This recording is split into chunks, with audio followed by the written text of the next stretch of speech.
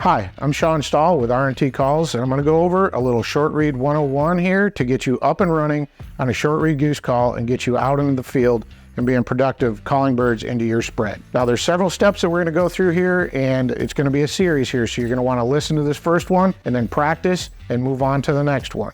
The first section is just how to present air into a call. Back in the day, we used to teach people how to hold the call properly and put back pressure into the call. That kind of developed some issues down the line trying to do some advanced style calling. So what we tend to do, or what I tend to do now, is teach people how to call without putting your hands over the end of the call or manipulating the airflow out of the call. So you should be able to properly operate a Canada goose call, a short reed goose call, without your hands on the end of the call.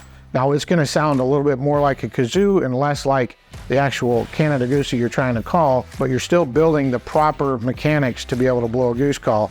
And without having your hands on the call, it'll sound like this. And then eventually you'll put your hands on it, and that's another step down the line. But in order to get the call to operate properly, we teach people how to present the air into the call. So you're just going to hold the call, just like you grab a Coke bottle or whatever to take a drink of it, and you're going to bring it up to your bottom lip and then press it against your top lip and create a seal around the call to not allow any air out. You're not going to want to puff your cheeks out in any way. You want this air going straight into the call, and you're going to say, for a reference word, say the word like who, W-H-O, or ooh into the call. And it's a clear sound. There's no voice inflection, none of that right there. So it just sounds like this. And if you can carry that tune without fluctuating it up and down, it's just a solid note, who or ooh. Once you can do that for a number of seconds without breaking the call or making it drop off or flutter, then you can add the second note. And what we're really doing is where we're putting the air into the call, it's kind of like if this was a hose and water was coming out of it. So in the ooh part, your thumb is not over the end of the hose, so the water's just kind of coming out and dribbling out. For the next portion, you need to speed up the air and make it faster, because how a short reed works is it's short, rapid bursts of high pressure air. And so it's like you're saying, ooh, and then you put your thumb over the end of the hose and you're trying to make it squirt farther. It's just you're increasing that pressure by putting your thumb over it. And you're doing that with your mouth cavity. So your tongue in your mouth, when you're saying ooh, is not, this is the roof of your mouth, this is your tongue, you're saying ooh, and then you bring your tongue up to the roof of your mouth and use a reference word like SH, like you're trying to tell everybody in the room to be quiet, not just the person next to you. So it's shh, shh. So into the call, you're gonna say whoosh, whoosh, and emphasize that SH. Whoosh, whoosh. Into the back of the call, it's gonna sound like this.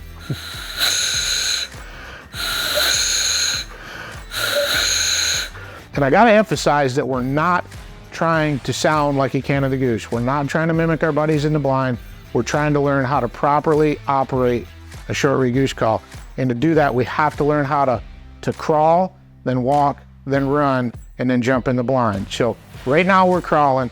This sound is not gonna sound like a Canada goose, but I promise you at the end of this series, if you follow it step by step, you'll be out there in the field sounding just like the real deal.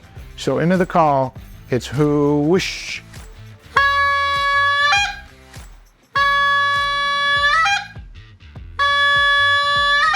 And what I try to get people to do if I'm doing this one-on-ones, or people are calling up on the phone or doing over the, just texting, messaging it back and forth, I try to tell them, do this 10 times in a row. If you can make that sound 10 times in a row, you're ready to move on to the next step. So it's